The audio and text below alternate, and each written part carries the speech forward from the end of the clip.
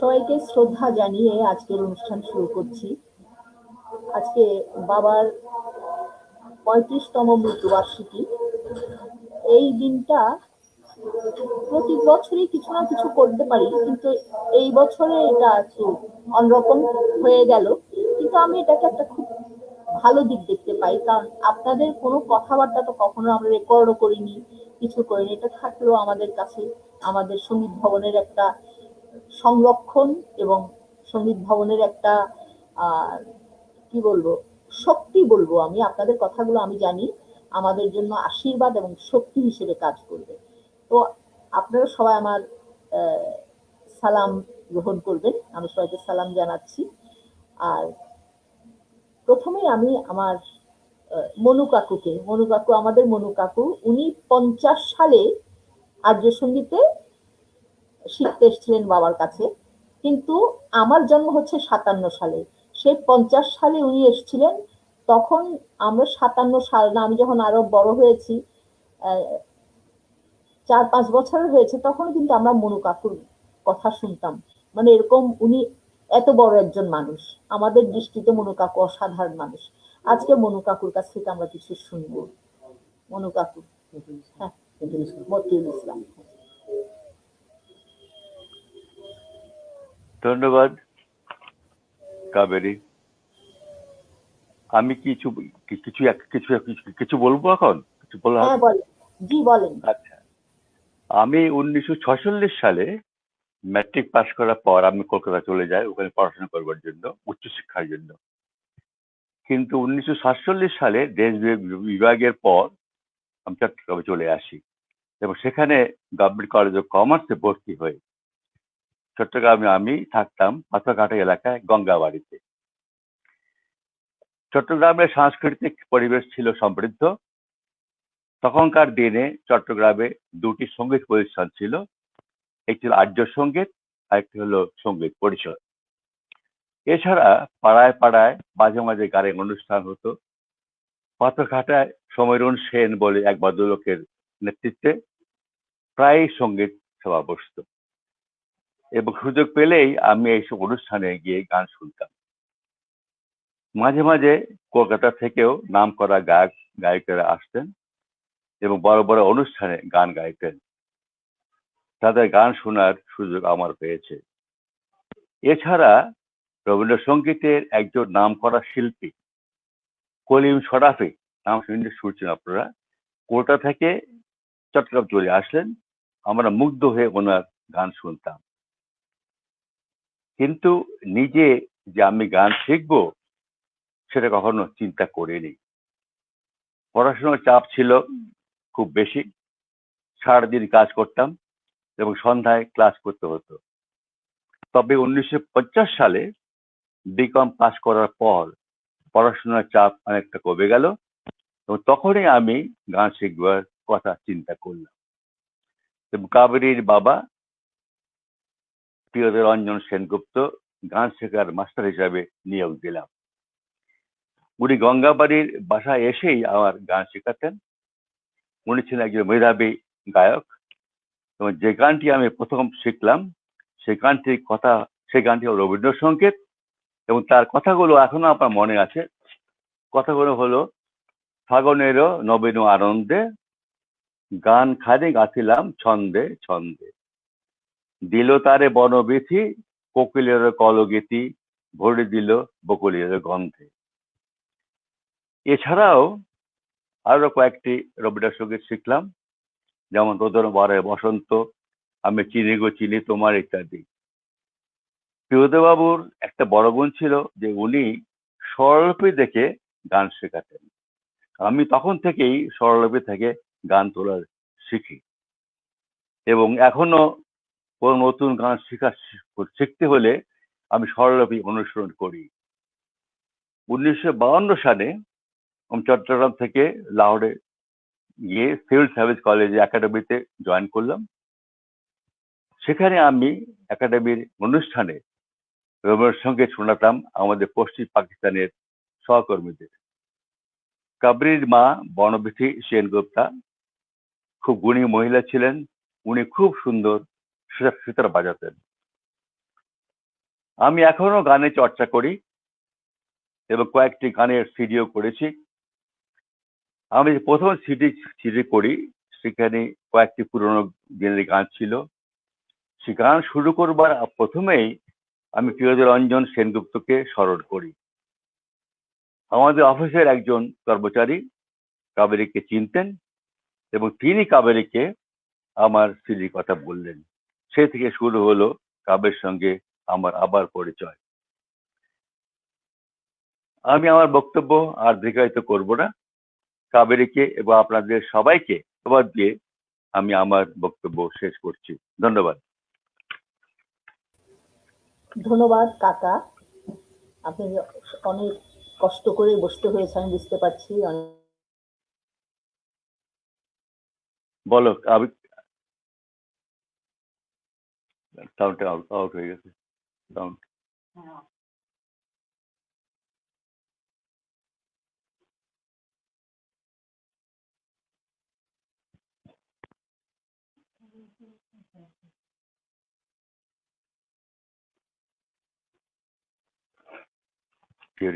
can hear you, can see and hear you. আমি কিছু বলবো এখন কাবেরী শুনতে পাচ্ছে না বোধহয়।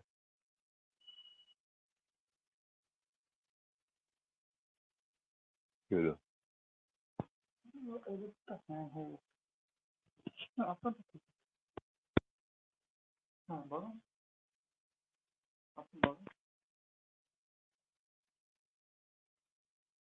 না শুধু আওয়াজ দেখো না, আওয়াজ নেই কিন্তু।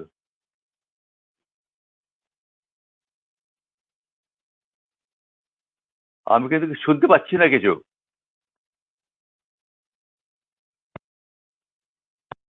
What in this show?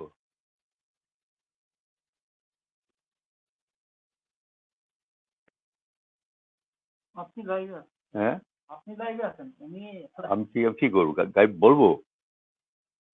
আমরা গান শুনতে যাচ্ছিল ওটাকে আমরা? না, ঠিক বুঝলাম না আমি কি।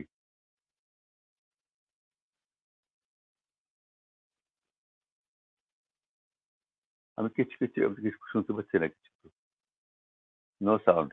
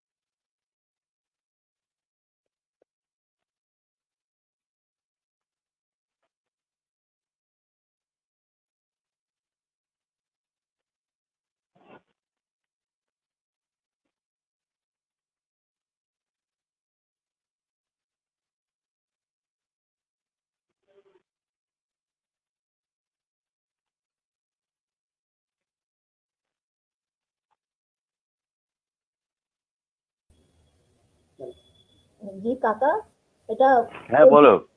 প্রযুক্তিগত গোলযোগ এটা, আমি দুঃখিত।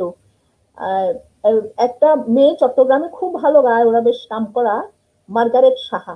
বাবার এক মৃত্যুবার্ষিকী তো ওই কথাটা বলছিল, বলে যে আমাদেরকে ওই ফাগুনের নবীন আনন্দে গানটা শেখাতেন, আমরা খুব হাসতাম। যে কেন? বলছে ওখানে বনবিথি মাসিমার নাম আছে, গান খানি গাথিলাম, দিল তারে বনবিথি, এর জন্য উনি সবাইকেই শেখান। এটা বলে সে খুব হাসছিল। তাটা আমরা কখনো কিন্তু মার করিনি, ও ওইটা বলছিল আর কি, ওইটা বনবিথি তো মার নাম, বলে এই জন্য উনি এটা সবসময় সবাইকে শেখাতেন, এই আর কি। তা আমরা, কাকা আপনি থাকেন, আপনি যদি অসুবিধা না লাগে আপনি থাকেন, আমি তাইলে এখন এই যে আমাদের চট্টগ্রাম বিশ্ববিদ্যালয়ের ভিসি ম্যাডামকে একটু আসতে বলবো, উনি একটু কিছু বলবেন।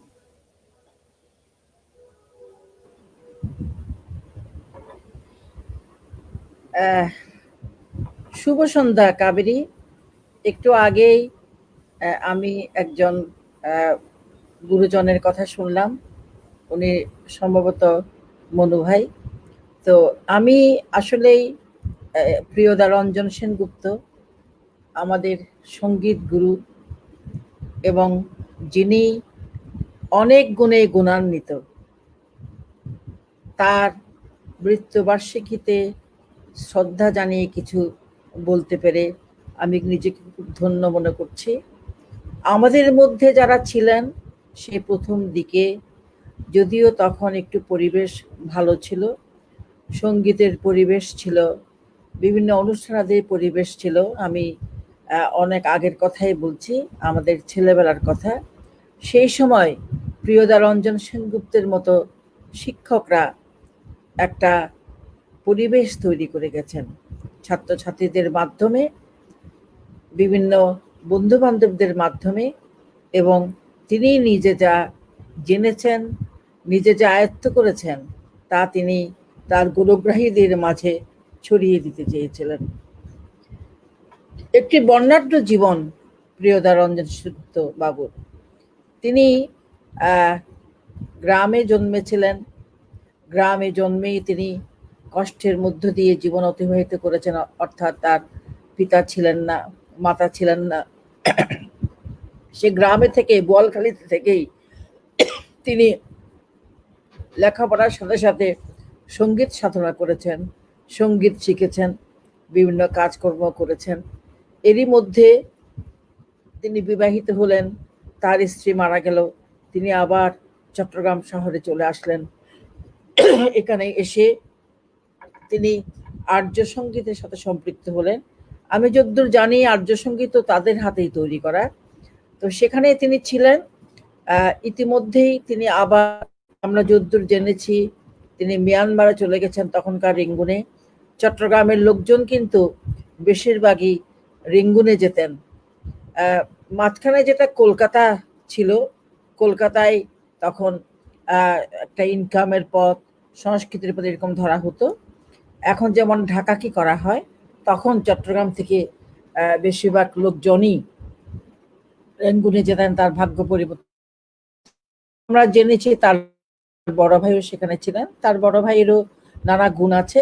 তিনি যাত্রাপালা করতেন, এবং চট্টগ্রাম শহরে নাটক শুরু হয়েছে তার বড় ভাইকে দিয়ে। সে বড় ভাইও ছিলেন রেঙ্গুনে।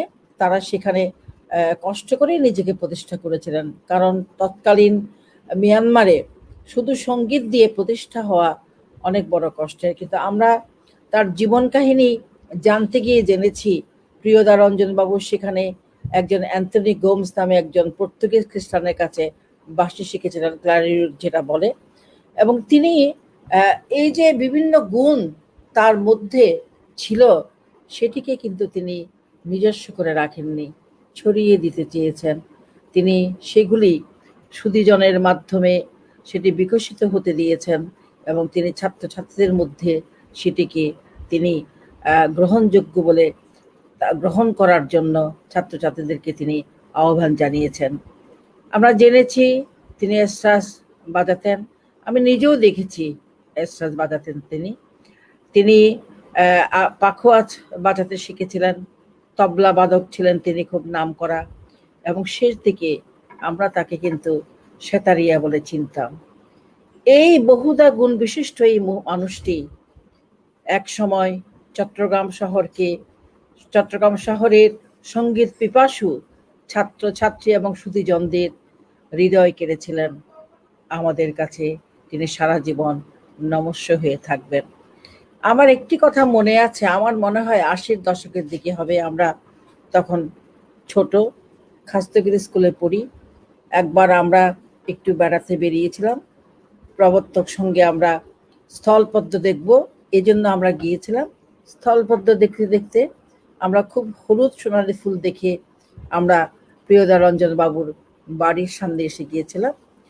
আমরা পাহাড়ে একটু ছোটাছুটি করেছিলাম। তিনি কিছু ছাত্র নিয়ে অথবা কিছু লোক নিয়ে বসেছিলেন। মনে হয় তিনি সেতার নিয়ে বসেছিলেন, আমার যতদূর মনে হয়। তিনি বেরিয়ে এসে বললেন, কি বাবু তোমরা কি করছো? তখন আমরা খুব লজ্জা পেলাম। আমরা তখন ওনাকে নমস্কার করলাম, বললাম যে আমরা চিনতাম ওনাকে, তিনি যে সঙ্গীত গুরু চিনতাম, আমার বন্ধু বান্ধবরা ওনার কাছে শিখতো। বললাম আমরা এখানে সোনার ফুলের গাছ দেখতে এসেছি। উনি বলে, ও তাই? উনি খুব হাসলেন। উনি দেখালেন একটু পরেই তার বাড়ির একটু পরেই সেই গাছগুলো ছিল, সেই বিশাল বিশাল বৃক্ষগুলি ছিল। তো বললাম তোমরা এগুলি কেন দেখছো? তো আমরা বললাম আমাদের বাড়ির আঙিনায় লাগাতে চাই সুন্দর ফুল। তখন তিনি বললেন এগুলি তো কৃষ্ণচূড়া টাইপের বৃক্ষ, তো এগুলির শিকড় অনেক দূর গভীরে যায় এবং বাড়িতে ফাটল ধরে অনেক সময়। তো আমরা তার কথাটা মনে করে তাকে আবার আমরা সালাম জানিয়ে চলে এসেছিলাম। আমার এখনো তার চেহারাটা ভাসছে। বোধহয় তার কয়েক বছর পরেই তিনি মৃত্যুবরণ করেছিলেন। ৮০ সালের দিকেই হয়তো তিনি ৮০-৮৬ বোধহয় তিনি মৃত্যুবরণ করেন। আমরা ৮০-র দিকে এই ঘটনা। যাই হোক, আমরা আজকে যে এই মহান মানুষটি, এই বিশিষ্ট গুণীজন যা এখন আমাদের সমাজে কমে গেছে, তার মৃত্যুবার্ষিকীতে আমরা তাকে শ্রদ্ধা জানাতে পেরে আমি খুবই আনন্দিত হয়েছি। কাবেরীর সাথে আমার বন্ধুত্ব দীর্ঘদিনের, কিন্তু কাবেরীর একটা সঙ্গীত পরিবার, তার পুরা পরিবারটাই সঙ্গীতের সাথে নিমজ্জিত। কাবেরী নিজেও সঙ্গীতের জন্য অনেক কষ্ট করে, সাধনা করে। আমরা বোধহয় অতটুকু করতে পারিনি। যাই হোক, আমি এই পরিবারটিকে খুব শ্রদ্ধা করি এবং বাবু প্রিয়দারঞ্জন বাবুর এই মৃত্যুবার্ষিকীতে আমি বলছি তাকে সারা জীবন আমরা প্রদম্য করে রাখব এবং আমরা তাকে সারা জীবন শ্রদ্ধা ভরে স্মরণ করব। আমি আমার সমস্ত হৃদয় থেকে তার প্রতি আমার শ্রদ্ধা জানাচ্ছি। প্রণমী তোমায় সঙ্গীত গুরু বাবু প্রিয়দারঞ্জন সেনগুপ্ত। ধন্যবাদ আপনাদেরকে। ধন্যবাদ ম্যাডাম, আপনার সারগর্ভ কথা আলোচনা। এখানে আমাদের কাউসার জাহান একজন লিখেছে আপনার আলোচনায় সে অত্যন্ত মুগ্ধ। কাউসার জাহান সম্পর্কে একটু বলি।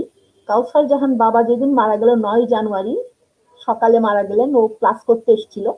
মারা যাওয়ার পরে ও আর নিবাস শর্মা দুজন বাবাকে কোলে করে রিক্সায় চড়ে নিয়ে গেছিল হসপিটাল। তার বাবা তখন মারা গেছেন, তবু হসপিটাল পর্যন্ত ওরা নিয়ে গেছিল। কাউসারের কাছে আমরা আজীবনেই ঋণী এই কারণে। কাউসার ওই কাজটা করেছিল বা নিবাসের কাছে।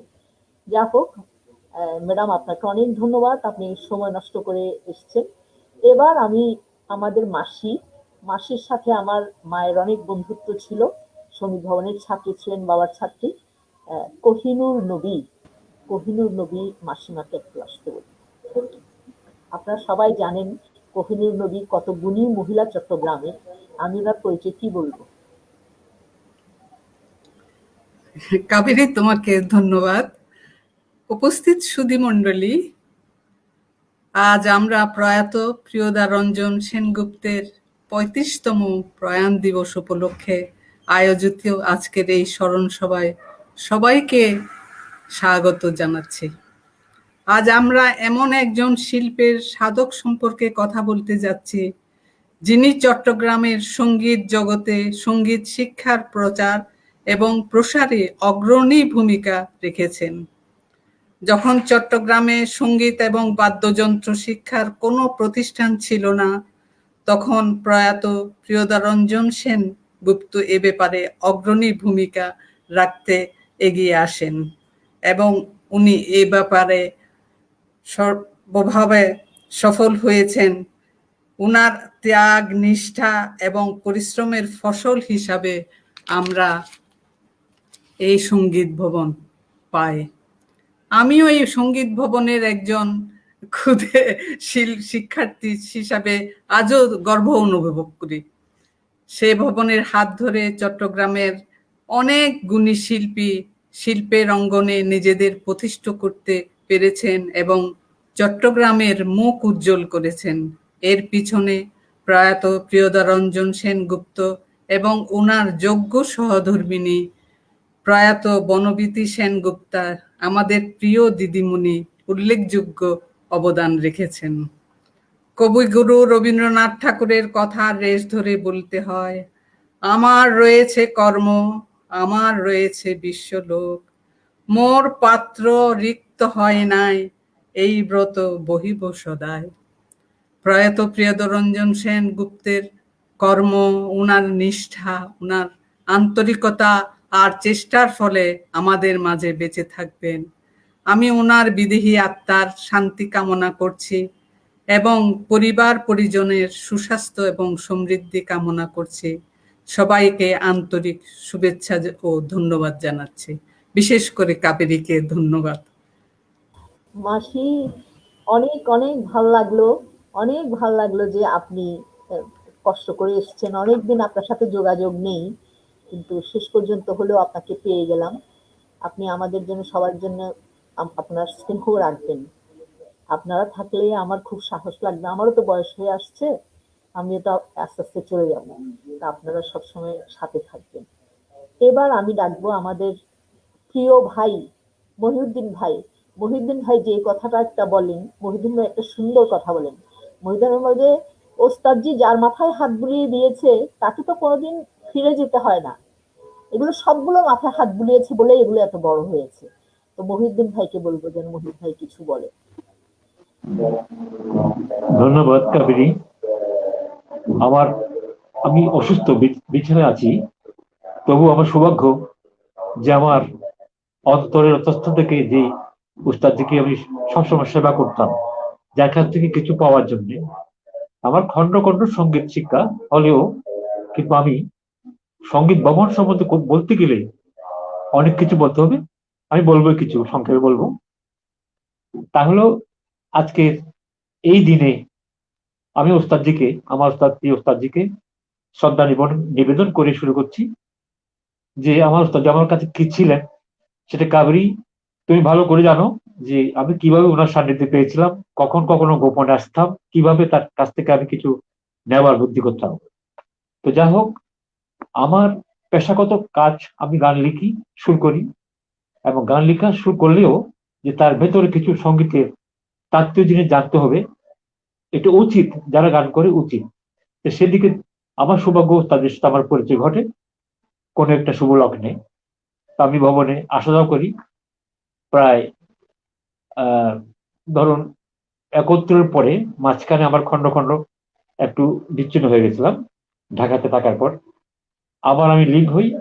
কিন্তু আমার সঙ্গীত শুরু শাস্ত্রীয় সঙ্গীতে কুমিল্লাতে উস্তাদ শ্রদ্ধেয় সুরেন দাসের কাছে। এরপর আমি ওখানে খণ্ডকালীন কিছু শিকার পর আমি যখন চট্টগ্রামে ব্যাক করি, তখন আমি ওস্তাদের সান্নিধ্যে যাই।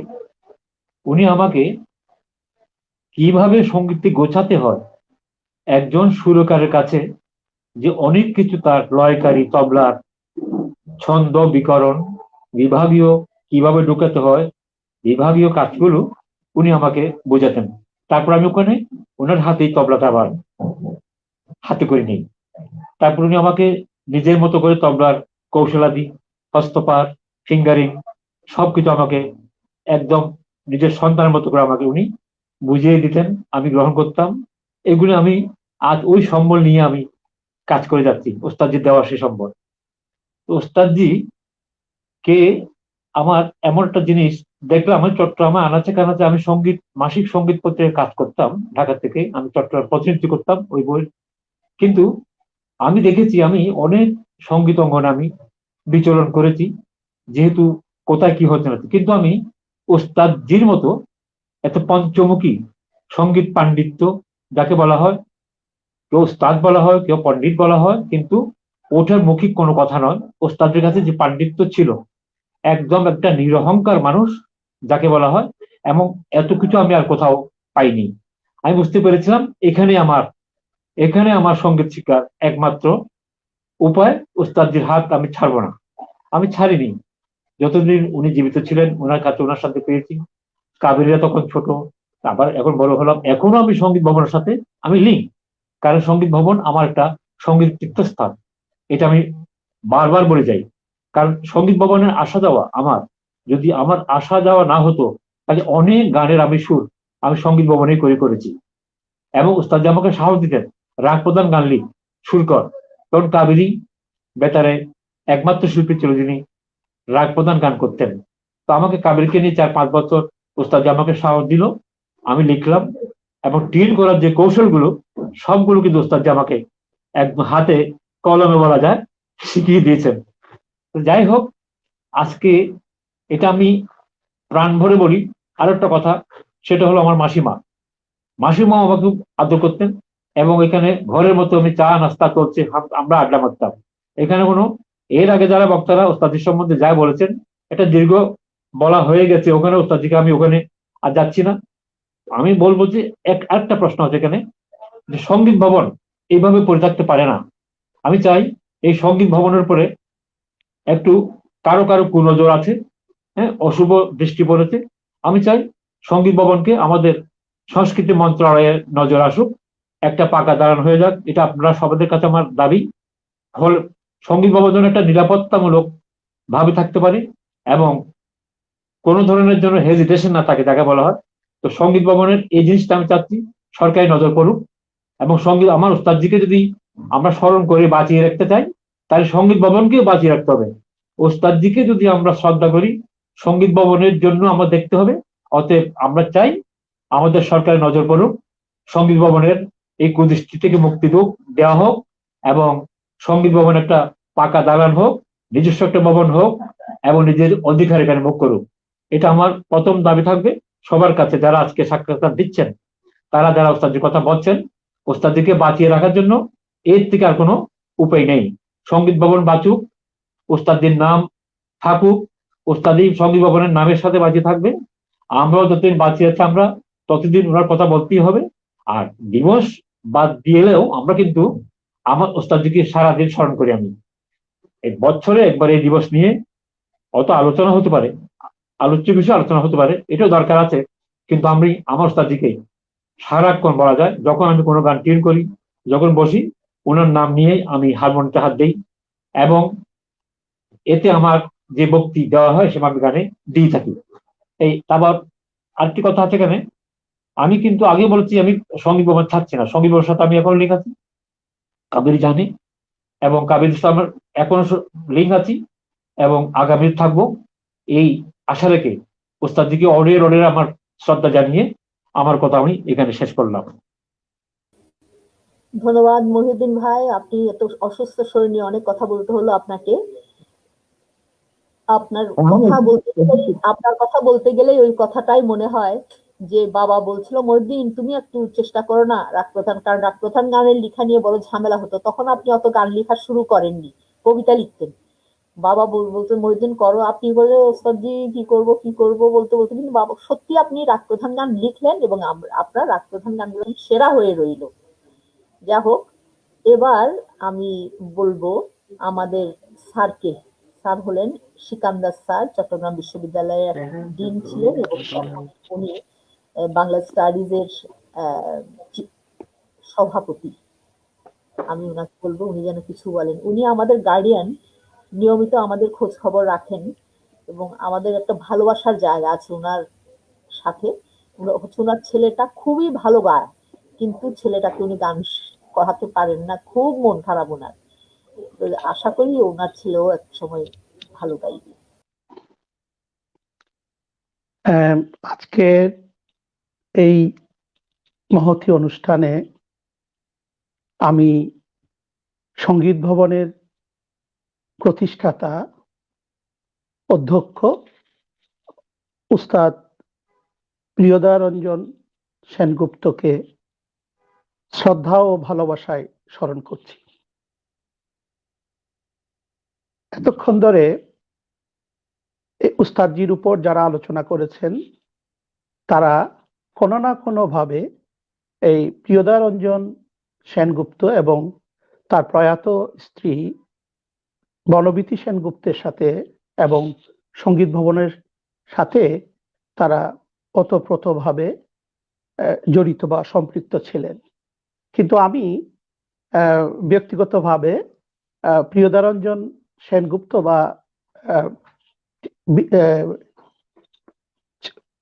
ওনার স্ত্রী বা সঙ্গীত ভবনে আমার ওইরকম পদাচরণার কোনো সুযোগ হয়নি, কিন্তু আমার সুযোগটা হয়েছে এই যে তার সুযোগ্য কন্যা কাবেরী সেনগুপ্তা, বর্তমানে যিনি সঙ্গীত ভবনের কর্ণধার, যিনি সঙ্গীত ভবনকে আগলে রেখেছেন, তার বাবা এবং মায়ের যে প্রিয় প্রতিষ্ঠান, সেই কাবেরী সেনগুপ্ত আমার অগ্রজ বিশ্ববিদ্যালয়ে এবং গত এক যুগ ধরে আমি আমার ছোট সন্তান ওখানে যাই, কাবেরীর কাছে যাই, কিন্তু গত 2 বছর ধরে সে যেতে পারছে না।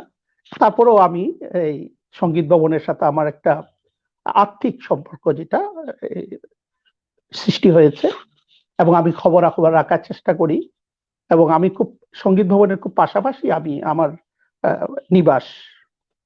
আজকে যারা এই আলোচনা অংশগ্রহণ করেছেন বা করবেন সবাইকে আমি শুভেচ্ছা জানাচ্ছি এবং সালাম জানাচ্ছি, সাথে কাবেরী সেনগুপ্তকে আমার প্রণাম জানাচ্ছি। আমি যেহেতু বাংলার ইতিহাসের ছাত্র, আমি যেহেতু ওস্তাদ প্রিয়দয়ারঞ্জন সেনগুপ্তের সান্নিধ্য পাইনি, আমি তার যে সঙ্গীত বৈভব, তার যে পাণ্ডিত্য, তার যে বর্ণাঢ্য সঙ্গীত চর্চা সেটা আমি দেখিনি।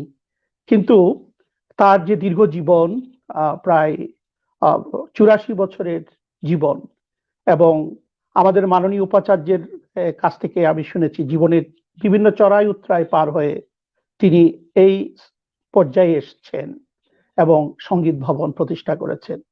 সঙ্গীত ভবন প্রতিষ্ঠার একটা ইতিহাস আমি কাবেরীদির লেখা থেকে আমি সংগ্রহ করেছি, সেটা হয়তো আমি বলবো না, শুধু এটা বলছি যে এখন যে আমরা যে শাস্ত্রীয় সঙ্গীত বা শুদ্ধ সঙ্গীত চর্চার ব্রত নিয়ে তিনি আর্য সঙ্গীত থেকে বেরোয়ে তিনি নিজেই প্রতিষ্ঠা করেন এবং তার মানে অজস্র সুরিত ছাত্র শুভাকাঙ্ক্ষী আজকে যে তারা বেরিয়ে আসছেন এবং সমাজের রাষ্ট্রের বিভিন্ন জায়গায় তারা আপন আপন ক্ষেত্রে প্রতিষ্ঠিত, এবং হয়তো কাবেরীদির কথায় আমরা হয়তো শেষের দিকে এসে আমরা সবার সংযোগ হয়তো দেখতে পারবো, যারা উপস্থিত হয়েছেন তাদেরকে দেখতে পারবো, তাদের স্মৃতিচারণ আমি শুনতে পারবো হয়তো।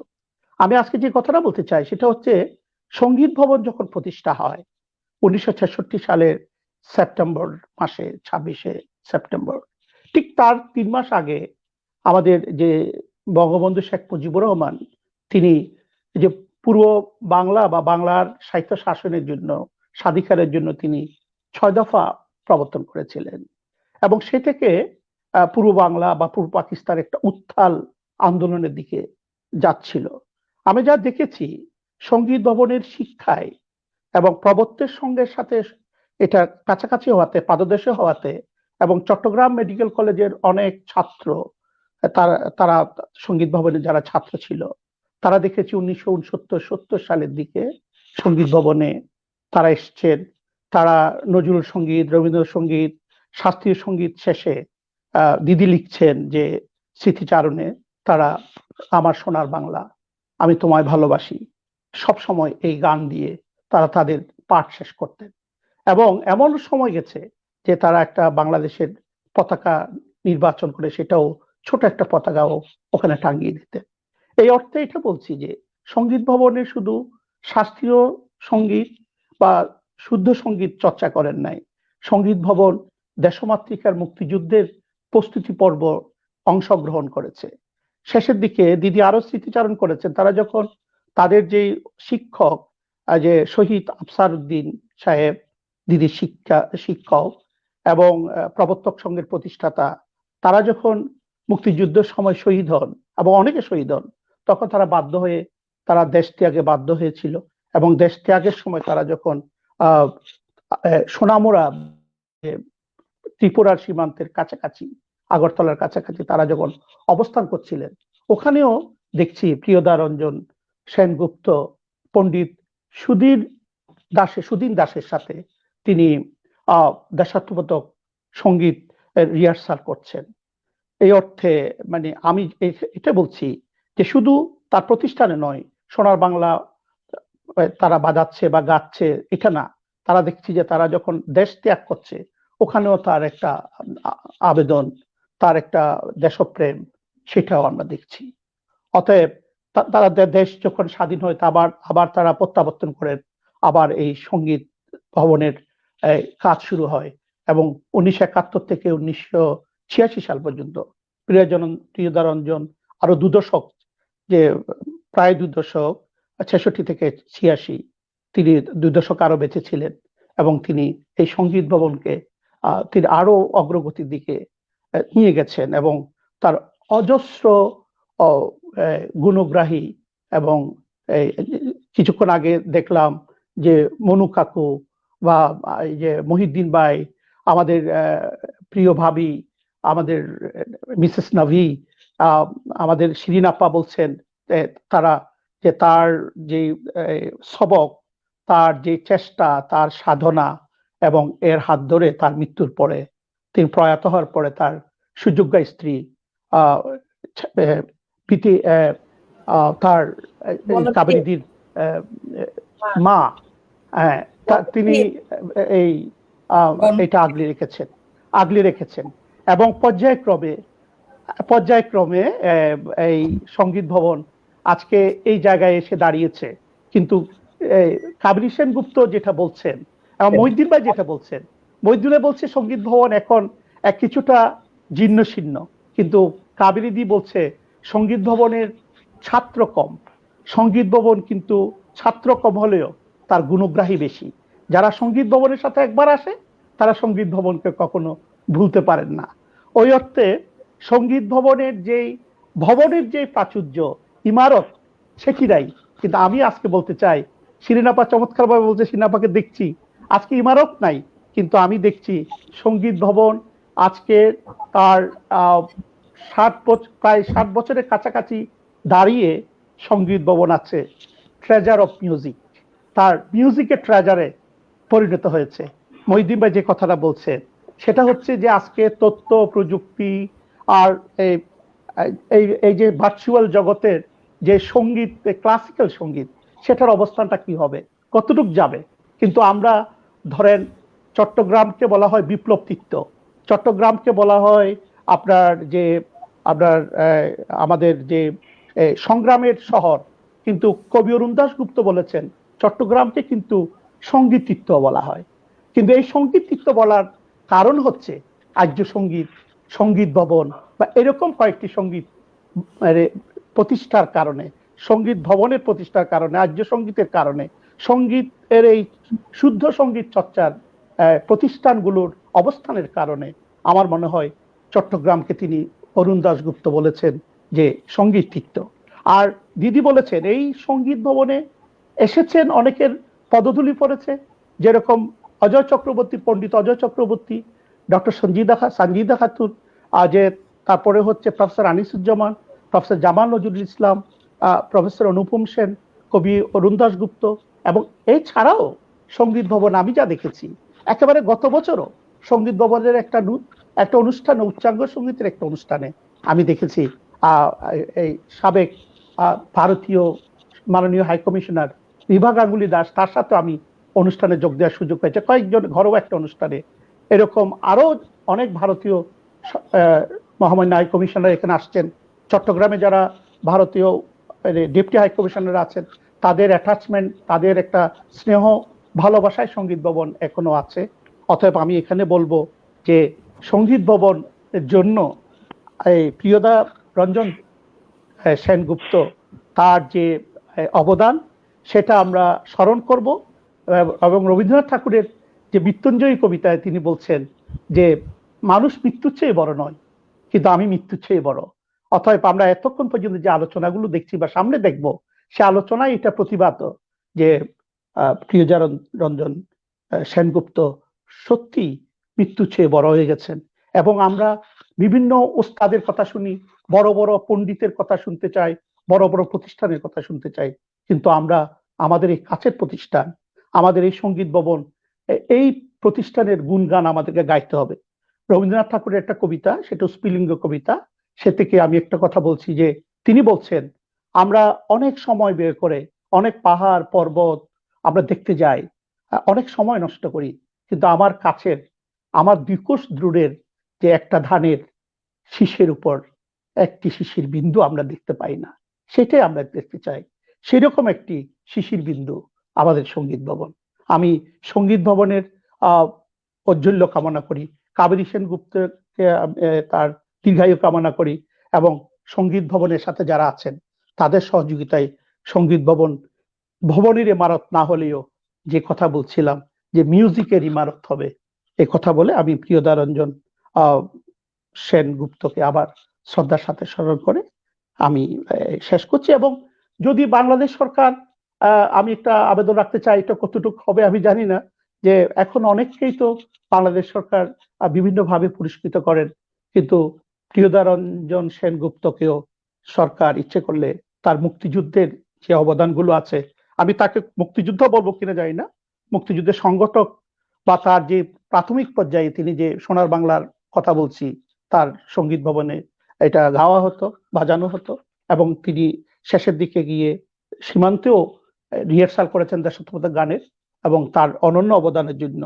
তিনি বিভিন্ন যে রাষ্ট্রীয় পুরস্কার আছে, কোন একটি পুরস্কার যদি প্রিয়দারঞ্জন সেনগুপ্ত বা তার সঙ্গীত ভবনের দিকে যায়, সেটাতে আমি যথাযথ হবে বলে আমি মনে করি।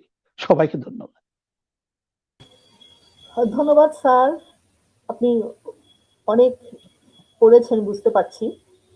তো আপনি যখন আপনার কথার মধ্যে অজয় চক্রবর্তী এসছেন, অজয় চক্রবর্তীরা এসছেন, এতে আমরা কিন্তু একেবারে ভীষণ ঋদ্ধ হয়েছি, এটা সত্যি কথা।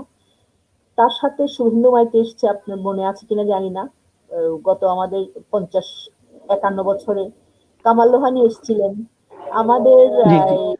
হ্যাঁ, আমাদের যে ডক্টর আনসুজন স্যার এসেছিলেন আমাদের, ওনার নাম কি বাংলা প্রফেসর, তারপরে আপনি উইলিয়াম রাদিচিও এসেছিলেন সঙ্গীত ভবনে। উইলিয়াম রাদিচি এখানে চট্টগ্রামে পিএইচডি করতেন, এখানে উনি যে ওনার চট্টগ্রাম বিশ্ববিদ্যালয়ে উনি গবেষণার কাজে ছিলেন অনেকদিন, ছিলেন। ওই অর্থবোধে এসেছেন। হায়াত মাহমুদ স্যার এসেছিলেন, এরকম অনেকেই আমরা তো এই সঙ্গীত ভবনকে আমরা একটা তীর্থস্থান মনে করি স্যার। এটা একটা তীর্থ, সঙ্গীত তীর্থ। আমার বাবা মা যে শুধু মানে গান শিখিয়ে ক্ষান্ত হয়েছেন তা নয়, কিন্তু সঙ্গীতের ওনারা সবসময় মনে করতেন সঙ্গীত শিখলেই হবে না, বড় মানুষগুলোকে চোখে দেখতে হবে, না দেখে কিন্তু নিজের ভিতরের মানুষটা দূরে যেতে পারে না। এই কথাটা আমার বাবা বলতেন, নিজের ভিতরের যে মানুষটা তাকে দূরে টেনে নিয়ে যেতে হয় আরেকজনকে দেখে। তো আপনাকে অনেক ধন্যবাদ স্যার, ভীষণ ভালো লাগলো। এরপরে আমি গোলাম ভাইকে আসতে বলবো। গোলাম ভাই হলো যে আমাদের অত্যন্ত প্রিয় ভাই। উনি যখন আসতেন উনি একটা গান গাইতেন, এটা মানে সেরা গান আর কি, ওটা আমি রেকর্ডেও এত ভালো শুনিনি। যে উনি খুব মানে ভদ্রলোক এবং লাজুক টাজুক টাইপের লোক, কিন্তু উনার রবীন্দ্রসঙ্গীত মাঝের কথা আছে এরকম, গোপনে একটি চুম্বন দাও, গোপনে একটি চুম্বন দাও। আমি এটা শুনে খুব হাসতাম, কারণ গোলাম ভাই এত ভদ্র মানুষ, এরকম লাইনটা কি করে গান। ওটার প্রথম ইয়েটা ছিল, গোলাম ভাই কি জানি ছিল প্রথম লাইনটা, বলিও আমার গোলাপবালা, বলিও আমার গোলাপবালা, রবীন্দ্রনাথের। এত ভালো গাইতেন আর গোলাম ভাই মতন আমি রেকর্ডেও শুনিনি। গোলাম ভাই যে আজকে একেবারে, আজকে তো এই 2-3 বছর আগেও গোলাম ভাই কিন্তু আজকে আরো যেন বেশি বয়স হয়ে গেছে। গোলাম ভাই আপনি একটু বলেন। আমার তো বলার তেমন কিছু নাই, আমি আমার সঙ্গীত গ্রুপে শ্রদ্ধা জানিয়ে বলছি। আমি সঙ্গীতের কিছুটা ওখানে গিয়ে ইয়ে করছিলাম, কিন্তু আমি এটা কন্টিনিউ করতে পারিনি। আমার তো ইয়েতে মানে ইয়েতে মেডিকেল কলেজে পড়ালেখার ইয়েতে পড়ে আর যাওয়াই ওদিকে যাওয়া হয়নি, আমরা কন্টিনিউ করতে পারি নাই। কিন্তু মানে গানের প্রতি যে ভালোবাসাটা ওখান থেকে আমার জন্মেছিল, এবং ওটা এখনো আমার মানে ভালোবাসাটা পোষণ করে যাচ্ছে। আমার মানে সঙ্গীত ইয়েতে আমার খুবই ইয়ে লাগে, মানে ওটা সঙ্গীত চর্চা করি না, কিন্তু আমি শুনতেই এখন মানে ভালো শ্রোতা হিসেবে আমি ইয়ে করতে চাই আর কি। ওখানে গিয়ে যাওয়ার পর থেকেই আমার মধ্যে এই এটা জাগে। তো গুরুজি তো অনেক ইয়ে ছিলেন, আমাদেরকে খুব স্নেহ করতেন, এবং এত সুন্দরভাবে আমাদেরকে মানে শিক্ষা দিতে শুরু করছিলেন, আমরা কন্টিনিউ করতে পারি নাই, সেজন্য অনেক দুঃখ, অনেক ইয়ে। কিন্তু এখনো সেই স্মৃতিগুলো আমাদের কাছে এখনো মনে পড়ে। আমরা আমি আর আমার এক বন্ধু শামসু, ডক্টর শামসু, আমরা একসাথে যেতাম। তো ওখানে সময়টা আমাদের খুবই ইয়েতে কাটতো, কিন্তু আমি ওইটা চর্চাটা কন্টিনিউ করতে পারিনি বলে আমি আর বেশি দিন যোগাযোগও রাখতে পারিনি নিজের প্রফেশনের ইয়েতে। এখনো স্মৃতিগুলো মনে পড়ে। মাসিমা এত স্নেহ করতো আমাদেরকে, মানে সেটা বলার মতো না। সঙ্গীত ভবন যে চিটাঙে এতগুলো মানে সঙ্গীত সঙ্গীতজ্ঞ বা শিল্পী গড়ে তুলেছে, এটার অবদান এটা অনস্বীকার্য। তো আমি আর বেশি কিছু বলার নাই, আমার ওস্তাদের প্রতি শ্রদ্ধা জানিয়ে, আর কাবেরী যে এখনো এটা কন্টিনিউ করতেছে সেটার জন্য কাবেরীকে অনেক অনেক ধন্যবাদ এবং শুভেচ্ছা। আশা করি এটা উত্তরোত্তর আরো যাতে বৃদ্ধি পায়, আমার এটা দীর্ঘায়ু কামনা করছি, এবং সবাইকে ধন্যবাদ জানিয়ে আমি শেষ করছি। ধন্যবাদ গোলাম ভাই, আপনার শরীর ভালো নেই দেখছি, আপনি তো কষ্ট করে এসেছেন। আপনি আপনি থাকবেন, আপনি তো চট্টগ্রামেই থাকেন, আপনি থাকবেন, মাঝে মধ্যে খোঁজ খবর নেবেন, এদিকে এসে ঘুরে যাবেন। এখন বলবো ফরিদ ভাইকে একটু আসতে বলবো। ফরিদ ভাই, ফরিদ ভাই, ফরিদ ভাই নেই? আচ্ছা, ফরিদ ভাই নেই, ফরিদ ভাই একটু অসুস্থ আছেন। আচ্ছা, আমি তাইলে এখন মুন্নাকে আসতে বলবো। মুন্না, মুন্না তুমি আসো। মুন্না আমাদের সবচেয়ে ছোট মানুষ, কিন্তু সঙ্গীত ভবনের তার যে ভালোবাসা, সে মানে সঙ্গীত ভবন বলতে একটা অজ্ঞান হয়ে যায়। মানে মা বাবা সবাইকে নিয়ে সে আমাদের প্রতিবেশী ছিল। ছোটবেলা মার কোলে বসেই সে গান শিখতো, বাবার কোলে বসেই গানটা কোলেই থাকতো। বাড়ি থেকে কিছু একটা হাতে করে আনতো, ওদের কেউ একজন ওদের বাড়ির কাজকর্ম করে এনে দিত, সে আর এখান থেকে যাবেই না। সে গান করে তা না, সে ভালো নাচে, তার অনেক ভালোবাসা সঙ্গীত ভবনের জন্য। এই ছোট বয়সে এত ভালোবাসাটা কিছু বলো তুমি। নমস্কার দিদি। প্রথমে আমি মানে সবাইকে মানে সঙ্গীত ভবনকে ধন্যবাদ জানাচ্ছি আমাকে এই আলোচনা অনুষ্ঠানে আনার জন্য। একটা কথা আমি খালি বলতে চাই যে আমার বাবার মুখে শুনেছিলাম যে সঙ্গীত ভবনের জন্ম হয় যখন বাঙালি সংস্কৃতি ও কৃষ্টির বিরুদ্ধে রাষ্ট্রীয় বিরুদ্ধাচরণ ছিল চরম। আর এই সঙ্গীত ভবনের অপর নাম আমরা সবাই জানি, সেটা হচ্ছে আমার গুরু, সঙ্গীত গুরু প্রিয়দা রঞ্জন সেনগুপ্ত, যিনি নিজ স্বার্থ বিসর্জন দিয়ে এই মাস্টারদা সূর্য সেনের, প্রীতিলতা সেনের ও সাহিত্য বিশারদ আব্দুল কাদের করিমের প্রিয় চট্টলাকে সাংস্কৃতিক অঙ্গনে নিঃস্বার্থভাবে এগিয়ে নিয়ে গেছেন। তো আমি খুবই গর্বিত ওনার ছাত্রী হিসাবে পরিচয় দিতে, এবং সবাইকে আমি বলে বেড়াই যে আমার গুরু এরকম প্রিয়দা রঞ্জন সেনগুপ্ত মাস্টার মশাই। আমি মাস্টার মশাই ডাকতাম, কিন্তু আমার হাতে খড়ি ছিল মাসিমার হাতে, এবং আমি পুরবিদিও আমার টিচার ছিলেন, উনিও আমাকে গান শেখাতেন। তো আমার মানে কি বলবো, এটা হচ্ছে একটা, মানে ছোট ছিলাম তো, একটা কেমন জানি একটা রিভলিউশন কাজ করতো। তো মাস্টারমশাই বলতেন যে, শোন, তুই ডিসাইড কর, গান করবি না নাচ করবি। তুই যদি গান করিস আর সাথে সাথে নাচ করিস, তোর গলাটা নষ্ট হয়ে যাবে।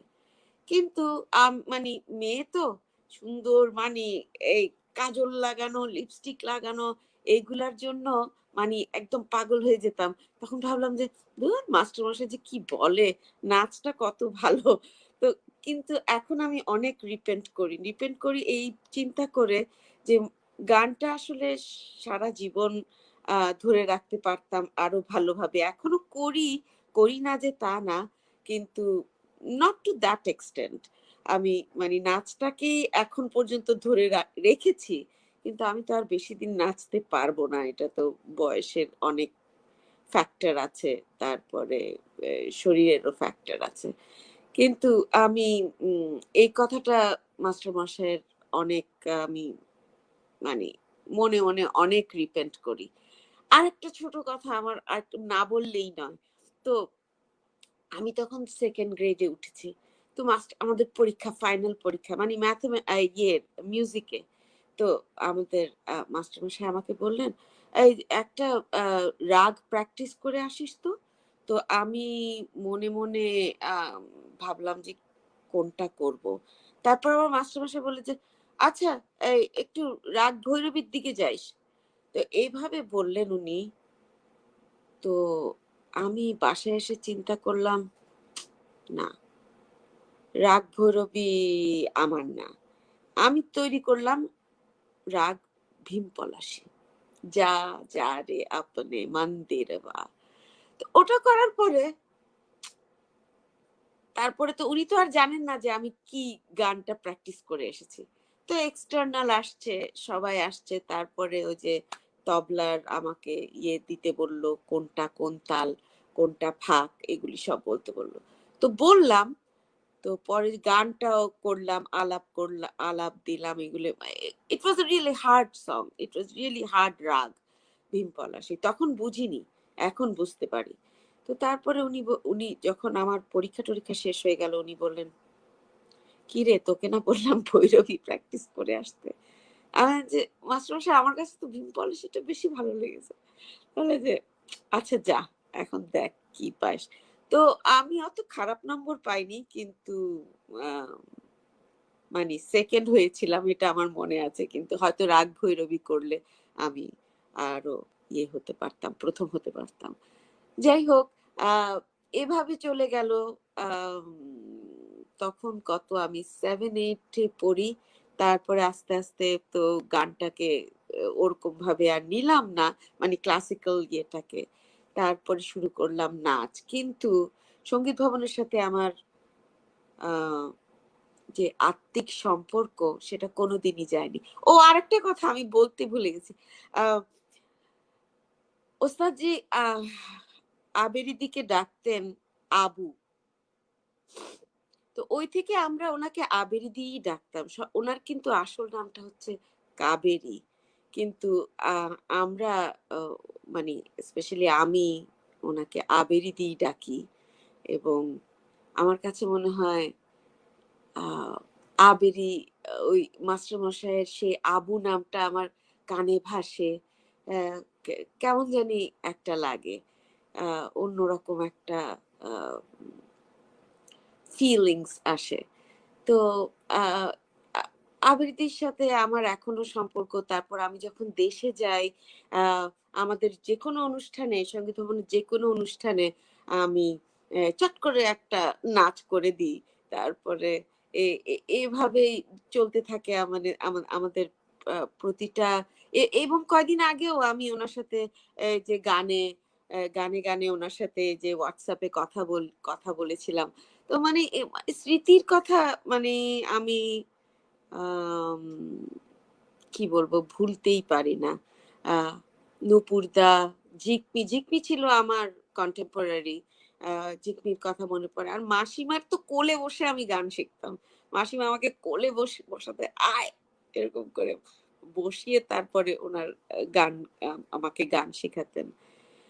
তো প্রথম গান মাস্টারমশাইয়ের হাতে হচ্ছে আজ শ্যাম মহলয়ে বাঁশুরি বাজায় কে। সে গানটা আমার কানে ভাসে এবং আমি প্রায় গানটা গাই। আর কি আর বলবো, এই এই বলেই আমি শেষ করি। সবাই তো অনেক কিছু আহ বলেছেন এবং আমি অনেক কিছু জানতাম না যেটা আমি জানতে পেরেছি। তো সবাইকে ধন্যবাদ জানিয়ে আমি শেষ করছি। আহ নমস্কার দিদি। আর আরেকটা জিনিস, উনি কিন্তু খুব ভালো সেতার বাজাতেন। আমার এখনো কানে ভাসে, আমি মুগ্ধ হয়ে চেয়ে থাকতাম আর শুনতাম ওনার সেতার। তো আমার আর কিছুই বলার নাই, আমি খালি এই দোয়া করছি উনি যেখানেই আছেন ভালো থাকেন, কিন্তু সবসময় উনি আমাদের সাথেই আছেন। ধন্যবাদ।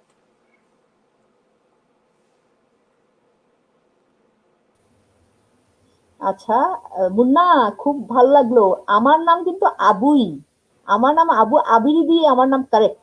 আমি যখন প্রবর্তকে ক্লাস ফোরে ভর্তি হয়েছিলাম, ফাইভে যখন উঠেছি, প্রবর্তকের যিনি সম্পাদক ছিলেন, তো আসলে আমরা উনি যখন অফিসে যেতেন আর কি, আমরা পায়ে ধরে প্রণাম করতাম টিফিনের সময়, ওই সময় উনি অফিসে যেতেন। তো উনি বললেন যে এই আবিরি নামের কোনো অর্থ নাই, আজকেই ওর নাম কাবেরী করে দেওয়া। আমার ক্লাস টিচার ছিলেন মিরাদি কাবেরী, কিন্তু আমার নাম আসলে আবিরি। আর ওইটা হলো এরকম যে, আরেকজনের নাম এখানে বলছি, ওটা হয়তো মনু কাকু জানতে পারবেন। নাজমুল আলম রেডিওর আরডি ছিলেন। আমি নাকি যখন জন্মেছিলাম তখন বাবা রেডিওতে রাগ আভিরি বাজিয়েছিলেন, উনিই বলেছিলেন যে ওর নাম আভিরি রাখো। আচ্ছা, ওটা তো তখন হয়ে গেল। পরে আমি যখন ম্যাট্রিক পরীক্ষা দেবো, রেজিস্ট্রেশন ব্যাপার হচ্ছে, আমার মা খুব অসন্তুষ্ট হয়েছিল, বল তুই নামটা চেঞ্জ করে। আমি মা, আমি তো চেঞ্জ করিনি। আমার মা খুবই অসন্তুষ্ট হয়েছিল। এটাও আজকে একটা ব্যাপার আর কি। ঠিক আছে, অনেক ধন্যবাদ। এইবার আমরা বলবো শাহজাহান ভাইকে একটু আসার জন্য। শাহজাহান ভাই, আপনি একটু আসেন। সঙ্গীত ভবনের সভাপতি।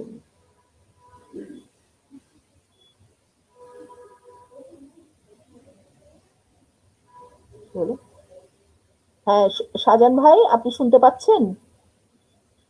শাহজাহান ভাই, শাহজাহান ভাই কি শুনতে পাচ্ছেন? হ্যাঁ হ্যাঁ, আপনি বলেন এবার। কি আমার কথা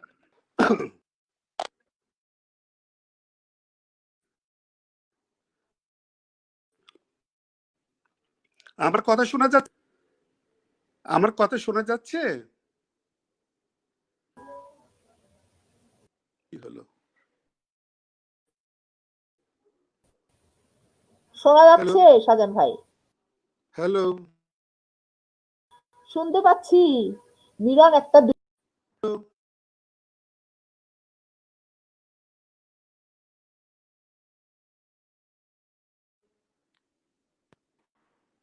হ্যালো, কথা শোনা যাচ্ছে?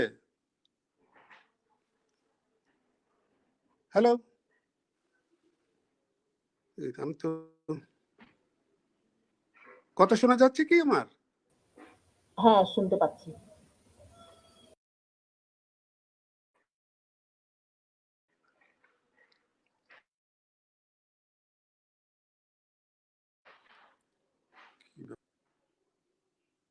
কি হলো?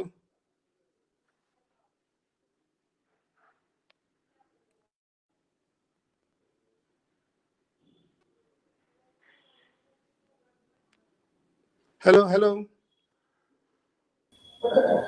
আচ্ছা শাহজাহান ভাই, আমি আপনাকে একটু পরে, আপনার নেটটা একটু ঠিক করেন, আমি একটু পরে।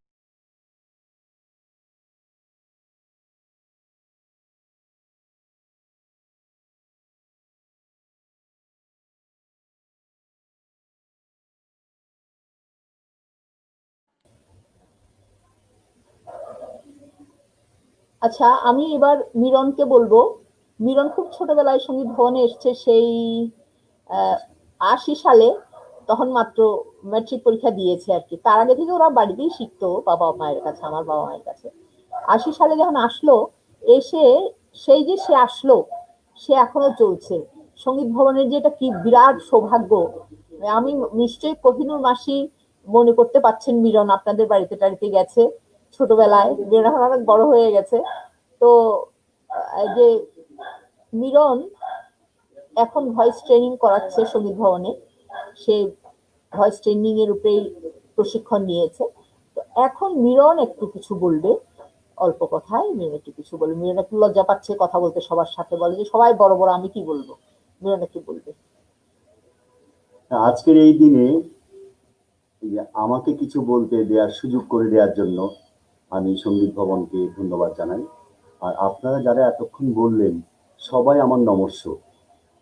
তাদের মধ্যে থেকে আমি যে কি বলবো এটা ভাবাটাই খুব দুষ্কর ব্যাপার, খুব কষ্টসাধ্য।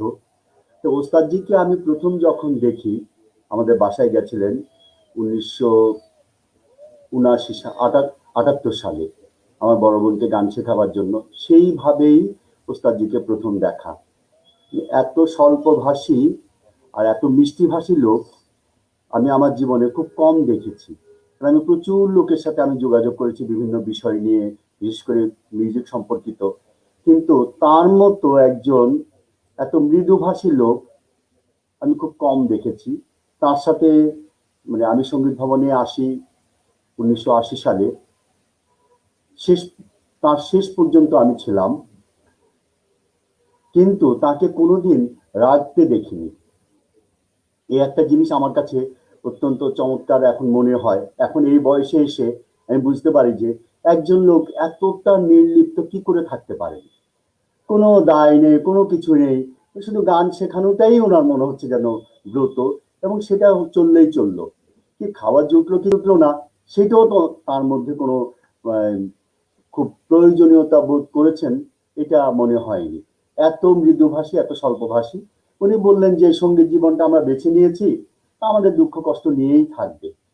এটাই যেহেতু পথটা বেছে নিয়েছি, সেটা এখানে কষ্ট একটু থাকবেই, সেটা এটাকে গায়ে মাত্রে চলবে না। আমাদের কাজ হবে অন্য কাজগুলো করা, গান শেখানোর কাজটা করা। এইভাবেই তাকে দেখেছি। এবং খুব মজার যে উনি শিল্পকলায় গিয়ে আমরা একটা অনুষ্ঠান করব, তাতেও তার আপত্তি যে ওখানে গিয়ে কি হবে। তবুও জোর করে আমরা কয়েকজন মিলে ধরে ওনাকে এই গণ্ডির কিছুটা বাইরে আনার চেষ্টা করেছিলাম। তাতেও খুব একটা যে লাভ হয়েছে তা না। উনি ওনার মতোই ছিলেন, এবং সেটাই তার পরম, যেটা আমাদের পরম পাওয়া, যে তার মতো একজন লোকের সান্নিধ্যে আমি অন্তত আসতে পেরেছিলাম। আজকে আপনাদের সবাইকে আজকে আসার জন্য, আমাদের এই আলোচনা অনুষ্ঠানে তার প্রতি শ্রদ্ধা জানাবার অনুষ্ঠানে আপনারা এসছেন, এটাই আমাদের জন্য খুব গর্বের এবং অনুপ্রেরণা যোগাবার। আপনাদের সবাইকে ধন্যবাদ জানাই। মিলন, অনেক ধন্যবাদ। মিলনকে আমরা ওভাবেই দেখি, সঙ্গীত ভবনের হার্ট বলি আমরা মিলনকে। মিলন না হলে এতদিন সঙ্গীত ভবন চলতে পারতো না। হয়তো এটা শাহজাহান ভাই ভালো বলতে পারবেন, কারণ শাহজাহান ভাই অনেকদিন আছেন, উনি দেখেছেন মিলন কিভাবে কাজ করে সঙ্গীত ভবনের জন্য। এখন শাহজাহান ভাই, আপনার কি ঠিক হয়েছে? আপনার কি ঠিক হয়েছে আপনার? শাহজাহান ভাই, শাহজাহান ভাই, আপনি কি আমাকে শুনতে পাচ্ছেন? শাহজাহান ভাই, আপনি কি শুনতে পাচ্ছেন? শুনতে পাচ্ছেন? শোনা যাচ্ছে? শোনা যাচ্ছে? শাহজাহান ভাই হয়তো শুনতে পাচ্ছেন না। ফরিদ ভাই কি এসছেন? নামাজ কি শেষ হয়েছে? ফরিদ ভাই, নামাজ কি শেষ? নামাজ শেষ হয়নি না? আচ্ছা, ছাড়বো। আচ্ছা, আমরা শাহজাহান ভাইকে আর ফরিদ ভাইকে আরেকটা প্রোগ্রামে নিয়ে নেব। শাহজাহান ভাই, ফরিদ ভাইকে আরেকটা প্রোগ্রামে নিয়ে নেব। আপাতত আমরা এখানেই শেষ করছি। সবাইকে অসংখ্য ধন্যবাদ, সবাই এসছেন, আমরা খুব খুশি। এখন আপনারা যারা আছেন, আমি সবাইকে বিনীতভাবে বলবো আপনারা খোঁজ খবর রাখবেন সঙ্গীত ভবনের। সঙ্গীত ভবনটাকে, আমারও তো বয়স হয়েছে, আমার জীবদ্দশায় যেন আমি একটু পূর্ণাঙ্গ দেখে যেতে পারি। আমি তো আর কিছু পারিনি এটুকু ছাড়া, আমার চাওয়া এটাই। কারণ আমি চাই যে আমার বাবা মাও অবশ্য কখনো কোনো ওরকম কিছু চাননি যে আর্থিক সমৃদ্ধ কোনো কিছু উনাদের চাওয়া পাওয়াতে ছিল না, কিন্তু ওনারা দেশের কাজ করবেন এরকম একটা ব্যাপার ছিল আর কি। এই প্রতিষ্ঠানটা আমি থাকবো না, আমাদের তো কেউ নেই, আর সবাই প্রায় সবাই মারা গেছে, ছোট একটা ভাই আছে সেও চট্টগ্রামে থাকে না। তো আমার মনে হয় যে এই প্রতিষ্ঠানটা টিকে থাকলে দেশের সাংস্কৃতিক অঙ্গনে একটা বিরাট কাজ হবে। এটা আপনারা একটু খেয়াল করবেন, কি করে করা যায় আপনারা একটু ভাববেন, কোনো সাজেশন থাকলে বলবেন।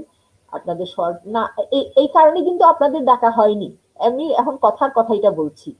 এটা এটা এগুলো কোনো ব্যাপার না, সঙ্গীত ভবন যা আছে তাই চলবে। সঙ্গীত ভবনের কোনো আর্থিক মানে তেমন জরুরি প্রয়োজন কিছুই নেই। সঙ্গীত ভবন কোথায় গেল, কত প্রাইজ পেলো, কিছুই লাগবে না, কিন্তু সবাই এসে যেন আত্মতৃপ্তি পায়, সে অবস্থানটা যেন সঙ্গীত ভবনের হয়, আমি সেটাই চাই। সবাই আসবে, সবাই যেন মানে বুক ভরে বলতে পারে যে আমি সঙ্গীত ভবনের ছাত্র, যেমন আপনারা বলছেন যে প্রিয়দারঞ্জন সেনগুপ্তের ছাত্র, এইটুকু বলার জন্য এই অবস্থানটা যেন তৈরি হয়। আমি আজকে এখানেই রাখছি। শাহজাহান ভাই, আমি আপনাকে আরেকটা প্রোগ্রামে টেনে নিচ্ছি, আপনার একটু ইয়েটা ঠিক করেন, আরেকটা প্রোগ্রামে টেনে আনছি আপনাকে, শাহজাহান ভাইকে আর ফরিদ ভাইকে। ফরিদ ভাই নামাজে গেছেন, কারণ ইনারা এখন চলে যাবেন, আরেকটা প্রোগ্রাম এখন শুরু হবে। শাহজাহান ভাই, আমি আপনাকে আরেকটা প্রোগ্রাম নিয়ে আসছি।